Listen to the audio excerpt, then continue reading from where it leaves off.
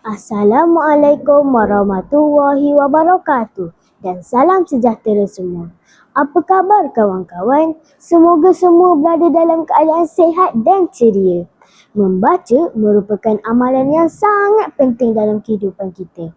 Dengan membaca, kita dapat menambah ilmu pengetahuan, meluaskan pemikiran dan membina keyakinan diri. Membaca juga membolehkan kita mengenali pelbagai watak hebat yang boleh menjadi inspirasi dalam kehidupan kita.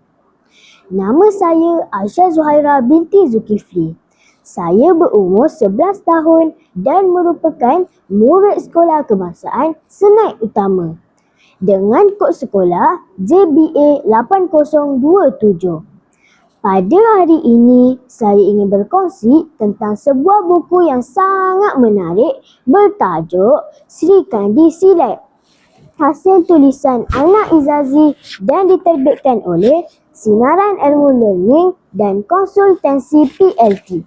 Buku ini mengandungi 19 muka surat, namun syarat dengan pengajarannya sangat bermakna. Rakan-rakan, buku ini mengisahkan tentang seorang gadis muda yang berani mencabar dirinya untuk mempelajari seni silat. Pada awalnya, dia berasa ragu-ragu dan kurang yakin dengan kemampuannya. Dia juga berdepan dengan cabaran seperti latihan yang sukar dan rasa penat yang menguji kesabarannya. Namun begitu, semangatnya tidak pernah luntur. Dengan dorongan gurunya serta usaha yang berterusan, dia mula menunjukkan perubahan. Setiap hari, dia berlatih dengan penuh berdisiplin.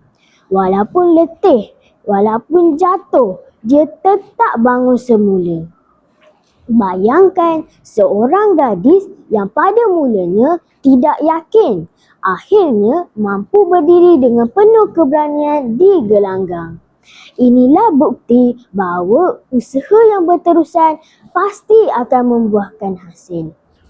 Rakan-rakan sekalian, antara nilai murni yang dapat kita pelajari daripada buku ini ialah keberanian untuk mencuba sesuatu yang baharu, ketabahan dalam menghadapi cabaran, serta keyakinan diri yang dibina melalui usaha yang gigih. Selain itu, buku ini juga mengajar kita tentang pentingnya menghormati guru. Tanpa tunjuk ajar dan bimbingan guru, kita tidak akan mampu mencapai kejayaan. Sikap tidak mudah berputus asa juga menjadi kunci utama kejayaan watak utama dalam cerita ini. Sebagai seorang pelajar, kita juga sering menghadapi cabaran, sama ada dalam pelajaran atau aktiviti harian. Namun, seperti Sri Kandi dalam cerita ini, kita harus terus berusaha dan tidak mudah mengalah. Rakan-rakan, kesimpulannya, buku Sri Kandi Silat merupakan sebuah buku yang sangat sesuai dibaca oleh semua, terutamanya kanak-kanak. Walaupun ringkas, buku ini penuh dengan nilai murni yang boleh membentuk diri kita menjadi lebih berani, berdisiplin dan berkeyakinan. Akhir kata, marilah kita menjadikan amalan membaca sebagai rutin harian.